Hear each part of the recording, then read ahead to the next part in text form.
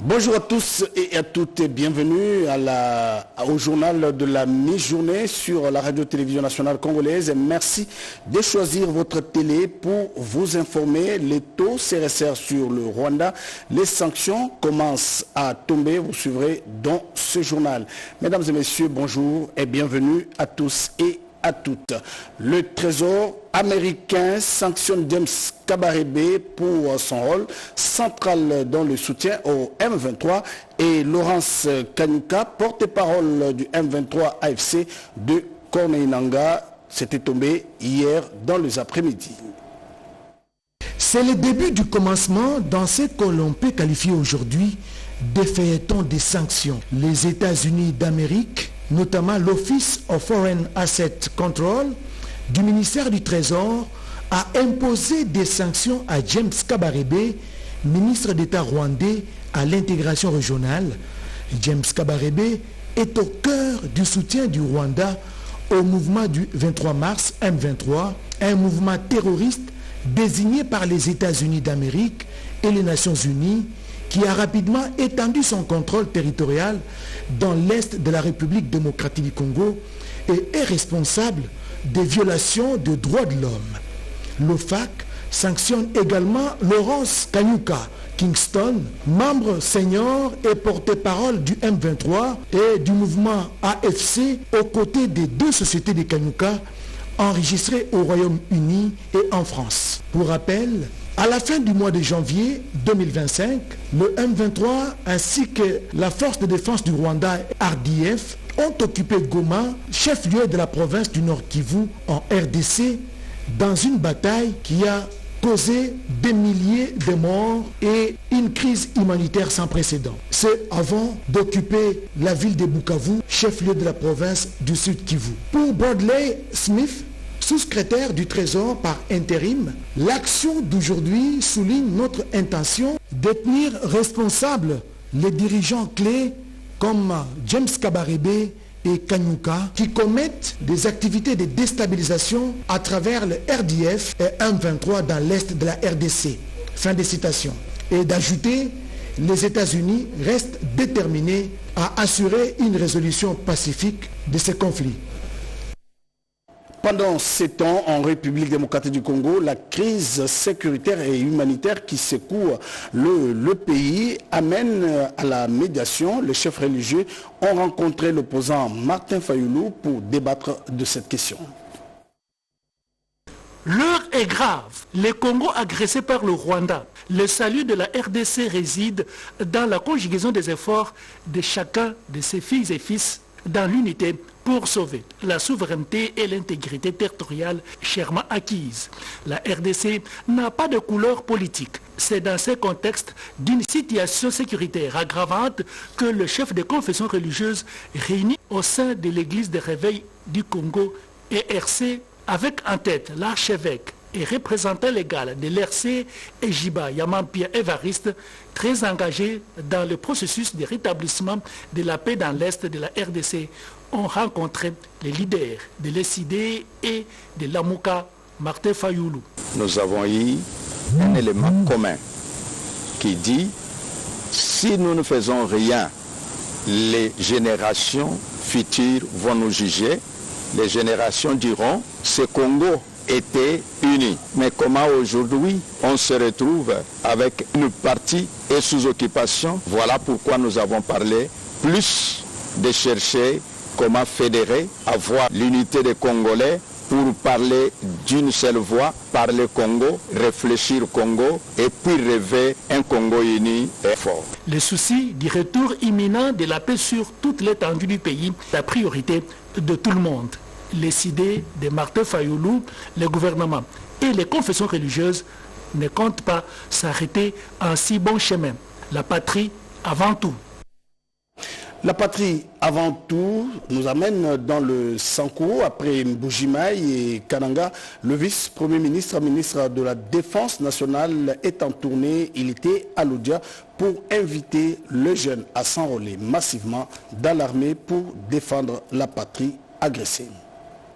La jeunesse sankouroise s'est levée comme un seul homme pour répondre à l'invitation du vice-premier ministre, ministre de la Défense nationale et des anciens combattants. Accueilli par le gouverneur Victor Kitenge, le VPM de la Défense nationale a tenu un meeting au stade de Patrice Emery Lumumba, Noir de Monde. Déterminés, les jeunes du Sankourou ont affirmé leur volonté de défendre la patrie, comme l'a exprimé le président du comité provincial de la jeunesse. S'adressant à cette foule compacte, Maître Guy Kabombo Mwadianvita a rappelé que l'agresseur est bien identifié, les forces armées rwandaises sous couvert des M23 AFC. Il a exhorté les jeunes à rejoindre massivement les FARDC afin de bouter dehors ces terroristes sanguinaires et assurer l'intégrité territoriale. Le vice-premier ministre, ministre de la Défense nationale, a insisté sur la nécessité d'une armée nationale forte, possédant une formation de qualité et une prise en charge exemplaire des recrues. L'unité du Congo,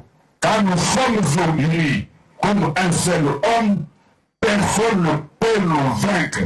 Les tribalismes, nous devons mettre ça de côté. Ceux qui viennent pour diviser les Congolais, vous leur dites que leur place n'est pas dans le sang commun. À l'issue de ce grand meeting populaire, Maître Guy Kabombo Mwadianvita a accordé une audience aux autorités coutumières du Sankourou, leur confiant la mission de sensibiliser les jeunes jusque dans les villages les plus reculés. Ces derniers ont répondu favorablement tout en promettant de soutenir l'effort de guerre du chef de l'État. À en croire le gouverneur de province, près de 1000 jeunes s'étaient déjà portés volontaires avant l'arrivée du VPM de la Défense nationale. Le Sankourou donne le temps à travers cet engagement massif. Cette province prouve que la défense du territoire national est l'affaire de tous. Une mobilisation qui, si elle se poursuit à travers le pays, pourrait bien marquer un tournant décisif dans cette guerre imposée à la République démocratique du Congo. On parle toujours agression de la RDC par le Rwanda. Le Rwanda ne s'attaque pas seulement aux hommes, mais aussi aux aires protégées. Le ministre du Tourisme a fait part de son inquiétude aux ambassadeurs accrédités en République démocratique du Congo.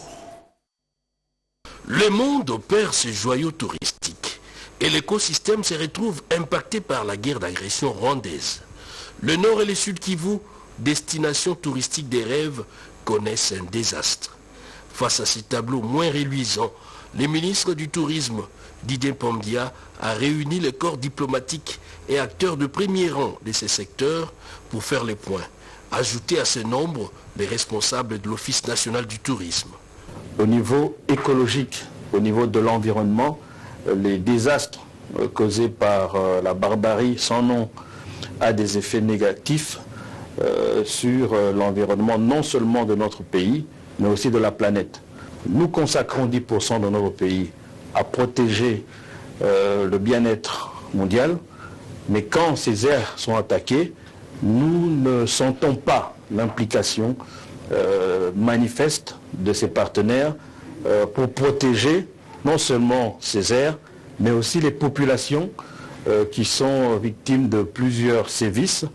Dans le contexte actuel, le tourisme domestique dans la partie ouest du pays est la meilleure option. Faire preuve de résilience, a insisté le numéro 1 du tourisme en RDC. À la communauté internationale, force est de constater les silences et les manques d'implication manifestes face à la barbarie de l'armée rwandaise sur les aires protégées.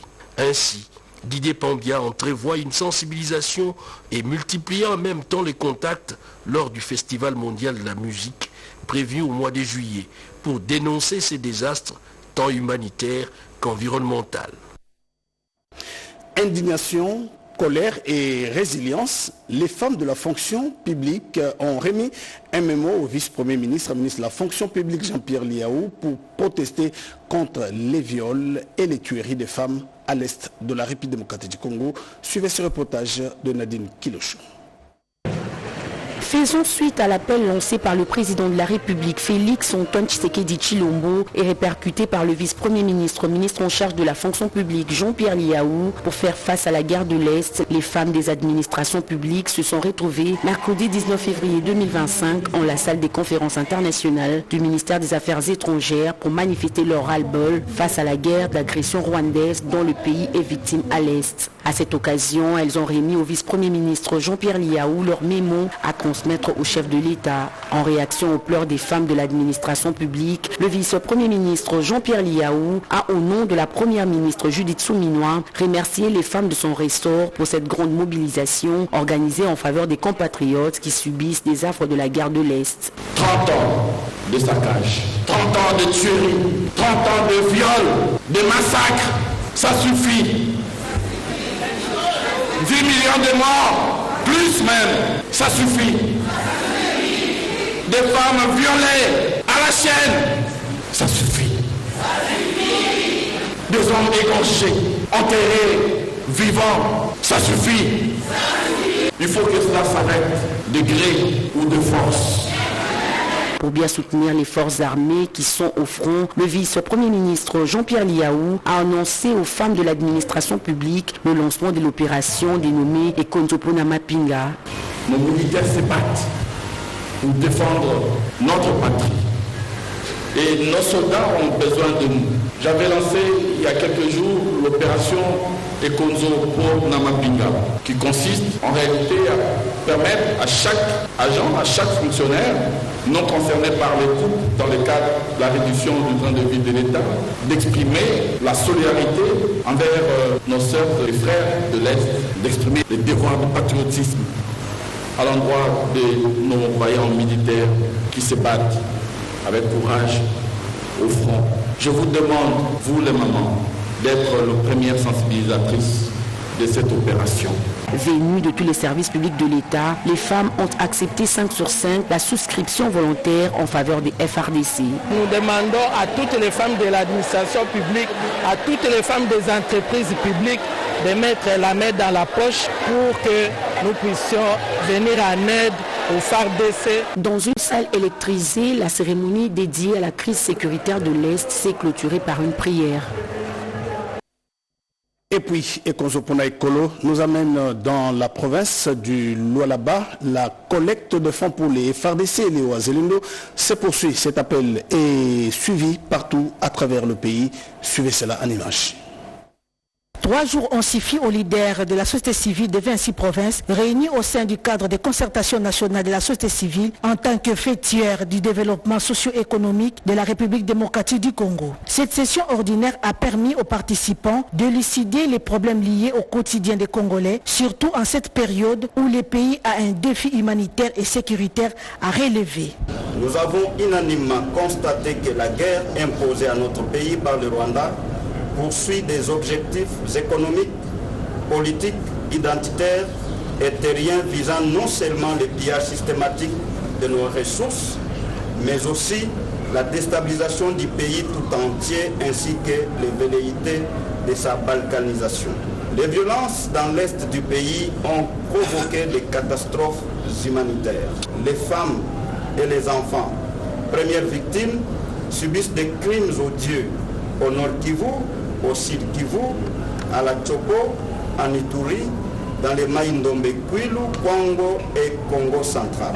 Les coordonnateurs provinciaux et la coordination nationale du cadre de concertation restent mobilisés et s'engagent à mener des actions publiques et pacifiques d'envergure nationale en vue de faire triompher la cause de la République pour la sauvegarde de l'intégrité territoriale et accompagnement de toutes les initiatives visant à rétablir la paix, la sécurité et la stabilité dans notre pays. Les participants à la plénière ont à l'unanimité élu un nouveau comité de gestion qui sera dirigé par Madame Rachel Sounzia avec comme mission assurer la cohésion nationale au sein du cadre de concertation et organiser l'Assemblée générale où sera adoptée la feuille de route qui va servir de guide pour les acteurs du cadre de concertation nationale de la société civile. Vous allez nous excuser pour ces petits désagréments. Nous retournons dans les Lualaba pour prendre cet élément sur la collecte des fonds aux forces armées de la République démocratique du Congo et aux Ouazelindo.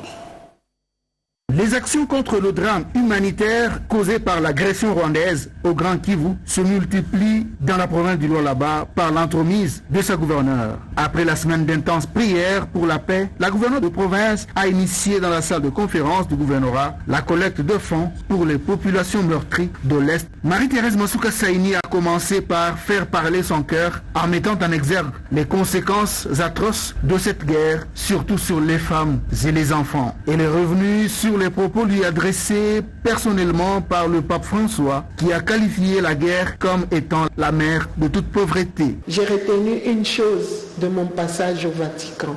Le pape François m'a dit, Maman Fifi, la mère de la pauvreté, c'est la guerre. À chaque fois vous allez construire, si votre guerre ne s'arrête pas, vous resterez pauvre avec des minéraux dans les sols. Pour tous ceux qui sont en train de souffrir en cet instant à l'Est, accompagner la province pour que nous puissions aller soulager la douleur de ceux qui sont en train de pleurer.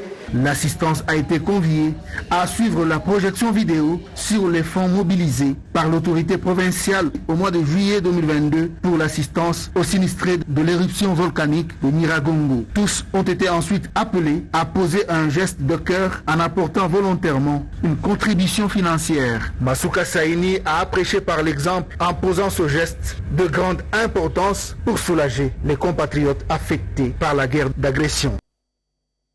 Et puis, nous allons quitter Kolwezi pour nous rendre dans le Mbandaka. Le maire de cette ville, Yves Balo, a lancé la collecte de fonds pour soutenir les forces armées engagées pour la défense de la patrie. La cérémonie a eu lieu à l'explanade de l'hôtel de ville de Mbandaka devant une foule immense composée de chefs de quartier, de responsables de la notabilité, de représentants de maisons de presse, de bourgmestres de 2 communes, de l'inspecteur provincial de la territoriale et de membres du comité urbain de sécurité. 3 temps forts ont ponctué cette cérémonie. La présentation de caisses fabriquées pour cette fin. Indication de lieu où les caisses seront prédisposées par la présidente de la commission. Enfin, la remise tour à tour des enveloppes par les invités à titre illustratif. Comme c'est une préoccupation qui concerne tout le monde, vraiment, la ville de Mbandaka, à travers ma personne, était obligée aussi de s'engager à travers cette collecte de fonds-là. Donc, même si nous avons un petit rien et que nous remettons ça à l'autorité provinciale qui est le répondant numéro 1 du gouvernement central ici à province et que lui, à son tour, transmet ça, ça va démontrer aussi notre niveau de solidarité par rapport à ce que nos frères sont en train de subir là-bas par l'agression faite par des Rwandais. À cette même occasion, le maire de Mbandaka, Yves Balo Bokolo Wanyongo, a mis à la disposition de 20 chefs de quartier des téléphones portables afin de permettre à ces derniers de recevoir des informations en temps réel en vue de lutter contre la criminalité urbaine dans la ville de Mbandaka. Retour à Kinshasa, incursion rwandaise sur le sol congolais. Les appels au soutien se multiplient pour soutenir les efforts du président de la République et de forces armées de la République. On suit celui de Jean-Claude Kyungu à Kinshasa. Dans ces contextes de guerre où le pays est agressé par le Rwanda, la nation a besoin de tous ses dignes fils, au-delà des convictions, des appartenances et des divergences politiques, aux fins de défendre son intégrité territoriale. C'est en ces termes que s'est exprimé Jean-Claude Kyungu face à un ennemi commun, perturbateur connu de la quiétude de la République démocratique du Congo. L'histoire recommande la solidarité pacifique, la cohésion nationale, la résilience et l'unité autour du chef de l'État Félix-Antoine Tshisekedi Tshilombo pour ses convictions profondes dans la restauration de la paix, a précisé le président de l'UPC, Jean-Claude Kyungu Kabila. Nous sommes en temps de guerre et nous devons d'abord, premièrement, être tous derrière notre commandant suprême et demander à tous les Congolais qui doivent savoir que le pays est agressé, que nous devons tous se mobiliser pour soutenir nos militaires, nos commandants, et qui doivent savoir que quoi qu'ils fassent, quoi que nous pensons, nous devons savoir que nous n'avons qu'un seul chef pour l'instant et notre obligation est de les soutenir pour vaincre l'ennemi. Par ailleurs, Jean-Claude Kyungu Kabila a également adressé un message de soutien aux vaillants FARDC et aux patriotes Ouazalendo avant d'appeler les peuples congolais à ne jamais trahir le Congo. Vaincre l'ennemi, c'est le message que le sénateur Jean Tshisekedi a lancé à la population du Kasaï central, les invitant, surtout les jeunes, à s'enrôler massivement dans l'armée pour défendre la patrie agressée. La mobilisation générale derrière le chef de l'État et commandant suprême Félix-Antoine Tshisekedi Tshilombo est désormais endossée par le sénateur Jean Tshisekedi Kabasele au Kasaï central pendant cette période d'agression rwandaise. Après l'étape de Kananga, avec le vice-premier ministre de la Défense nationale, Guy Mwandiamvita, cet élu des élus du parti présidentiel UDPS ne lâche prise et poursuit la campagne dans les 5 territoires. À Matamba, dans le territoire de Kazumba, le sénateur Jean Tshisekedi Kabasele, accueilli en leader, a donné le go du recrutement massif des volontaires au sein des forces armées de la République démocratique du Congo. Nous sommes venus avec un grand message venu du chef de l'État Félix Tshisekedi, celui de mobiliser les fils et filles du Kasaï central à se faire recruter au sein de notre armée pour vaincre l'ennemi. S'inscrivant dans la vision du chef de l'État Félix-Antoine Tshisekedi Tshilombo sur le vaste projet de développement de 145 territoires à la base, le sénateur Jean Tshisekedi Kabasele a fait un état des lieux du lycée d'Itekemena où il fut préfet de cette école. Mais je suis obligé en tant que président et Après Kananga, le sénateur Jean Tshisekedi Kabasele poursuit la mobilisation dans le reste des territoires du Kasaï central. D'une province à une autre, nous allons nous rendre dans le Maniema pour voir ce qu'a été les recommandations formulées lors de l'ouverture de l'atelier sur l'environnement et le tourisme. Clôture ce mercredi 19 février 2025 des travaux en série de la conférence sur l'environnement, le tourisme, l'agriculture et l'eau dans les halls du gouvernorat du Maniema. Plusieurs thématiques étaient développées dans 4 séries d'ateliers organisés selon les jours. Le coordonnateur du PNID a montré les avancées du programme de développement local PEDELSA 45 territoires, mais aussi les difficultés pour achever les travaux qui sont liés à l'inaccessibilité de lieux d'exécution. Pour le directeur de la Régie des eaux, qui a parlé sur l'approvisionnement en eau potable, la desserte en eau potable au Maniema est de 10%, ce qui est jusque-là trop faible. Le gouverneur de la province du Maniema a quant à lui parlé sur l'état de lieu des recommandations sur la conférence des mines qui a eu lieu au mois d'octobre 2024. De telle sorte que si on se met d'accord avec Pelaka, d'ici le mois de juin, par la grâce de Dieu en tout cas, vous pouvez désormais prendre votre voiture Kedj, pas de Land Cruiser Kedj, vous prenez votre voiture Kedj ici à Kindu jusqu'à Kisanga. Tout ça grâce Et puis nous allons entrer à Kinshasa pour parler agriculture avec le lancement du projet de matérialisation de la revanche du sol sur le sous-sol. Ce projet vise à améliorer les conditions de vie et socio-économiques des fonctionnaires de l'administration publique, nous dit Chimène Kamoka. Le développement de l'agriculture assure un accroissement de la production agricole et améliore la sécurité alimentaire. C'est le sens qu'il faut donner au projet de matérialisation de la revanche du sol sur les sous-sols, facteur bénéfice économique majeur pour les fonctionnaires de l'État congolais, Mars FBC, qui vient d'être lancé le mercredi 19 février à Kinshasa. Ce projet va au-delà de la simple amélioration des conditions socio-économiques des agents et cadres de l'administration l'administration publique, mais il est question également de préparer les fonctionnaires de l'État à une fin de carrière honorable, a indiqué le coordonnateur et l'initiateur du projet. Ce projet vise le développement socio-économique de la jeune fonctionnaire de l'État et puis de la communauté congolaise en général. Ce projet prépare le fonctionnaire par rapport à sa retraite, va accompagner ceux qui sont déjà retraités. Pour l'appui de ce projet, c'est le gouvernement qui doit être au premier plan, parce que c'est la vision maîtresse du président de la République.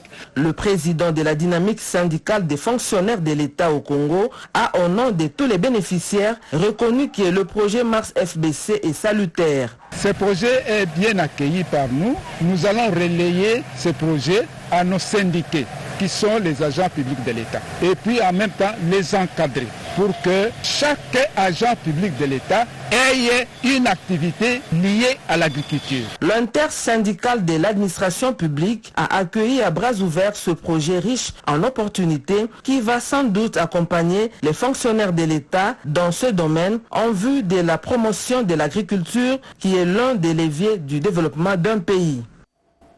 Un mot de l'éducation, des activités récréatives pour les élèves, c'est l'essentiel du projet porté par l'Organisation mondiale préscolaire qui était en assemblée générale pour fixer l'opinion, nous dit Joséphine Liondo. Une assemblée générale ordinaire qui a permis à l'Organisation mondiale pour l'éducation préscolaire en République démocratique du Congo de présenter son rapport annuel des activités 2024 et les perspectives d'avenir. Ajouté à cela le projet sur la ludothèque. Otto Michel, président de l'OMEP RDC, est revenu sur les grandes réalisations de cette organisation en 2024. C'est une opportunité pour nous de demander, c'est un droit pour les enfants, que le gouvernement puisse créer des espaces pour les enfants afin de leur permettre de pouvoir jouer dans tout ce qui est études. Les enfants apprennent en jouant. Et en jouant, ça veut dire qu'il faut des bons jeux, bien rationalisés et avec du bon matériel bien traité. Pour sa part, Nathalie Lieke, chargée de l'OMEP RDC, a expliqué l'importance du projet sur la ludothèque. C'est un projet qui consiste à implémenter des jeux pour les enfants. Et ce jeu-là vont permettre aux enfants de pouvoir s'épanouir. Donc ils ne vont pas seulement apprendre comme dans le contexte scolaire, dans la classe, où on leur demande de pouvoir faire ce que l'enseignante veut qu'ils puissent faire. Mais au travers de ces jeux de ludothèque, les enfants eux-mêmes vont choisir les jeux qu'ils veulent. 2025 s'annonce comme étant une année de défis majeurs. Tenez, si vous avez raté de lire quelques grands titres de journaux parus ce matin à Kinshasa, Jean-Pierre Ndolo revient ici dans la synthèse de la revue de presse.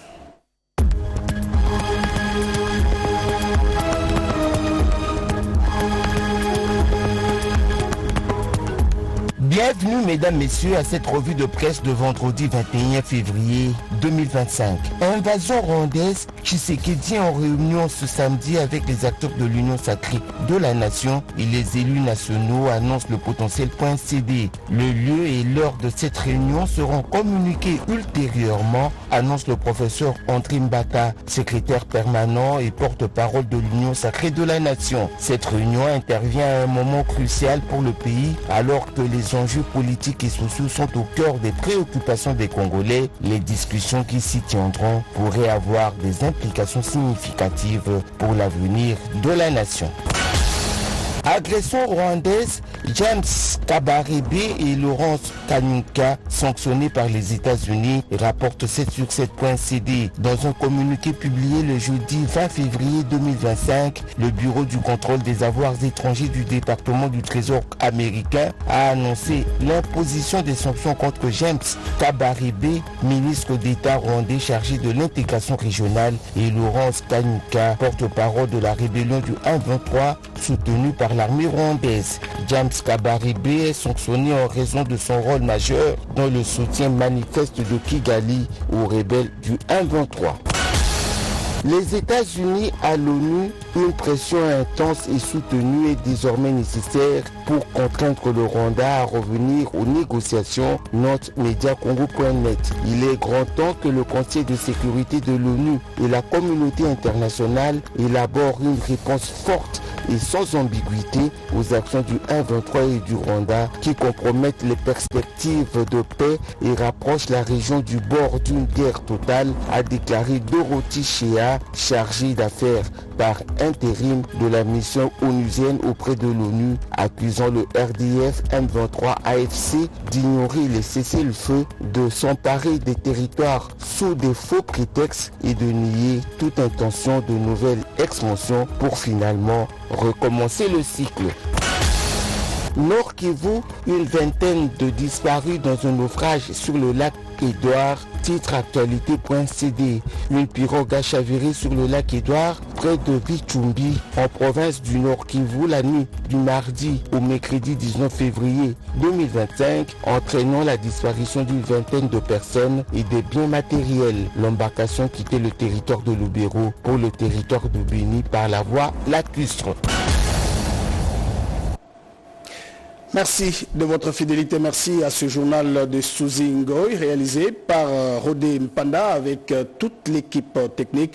Nous prenons rendez-vous avec vous tout à l'heure à 19h pour une nouvelle session d'information sur la TNC. D'ici là, portez-vous bien.